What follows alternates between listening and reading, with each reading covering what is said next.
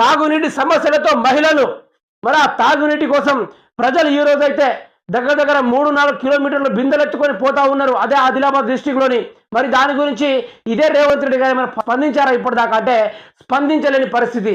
ఆయనకు ఆడదాకా కనిపించడం లేదట. మరి సోషల్ మీడియాలో కనిపిస్తుందా అంటే చూసి చూడనట్టుగా స్క్రోలింగ్ చేసుకుంటా వెళ్తున్న వైనం అయితే మనకు అవపడతా ఉంది. నకిలీ విత్తనాలు బెడద, చుట్టూ సమస్యలు అయినా పట్టవు. ఏదో అంశాన్ని ముందు చూపెట్టి ప్రజల్ని వేరే దారిలో తీసుకెళ్లేటట్టుగా ఆయన యొక్క రాజకీయాలు ఉంటుంది. కాంగ్రెస్ పార్టీ ప్రజలు కంటతరి పెడుతున్నా కూడా సమస్యలు పోతున్నదే అన్నట్టుగా వాళ్ళు రిలాక్స్ అయ్యే సిచ్యువేషన్ అయితే ఉంది. ప్రజలను పట్టించుకునే ఒక్క మ్యాటర్లో కూడా వాళ్ళు ఇప్పటిదాకా అధికారం వచ్చి 6 నెలలు అయినప్పటికీ రేవంత్ సర్కారు ఈ సమస్య పైన స్పందించి అంటే ఒక్క తరుణంలో కోణంలో కూడా స్పందించే పరిస్థితి. రేవంత్ రెడ్డి పనితీరు చూస్తే మాత్రము వేరే టాపిక్ డైవర్షన్ అన్నట్టుగా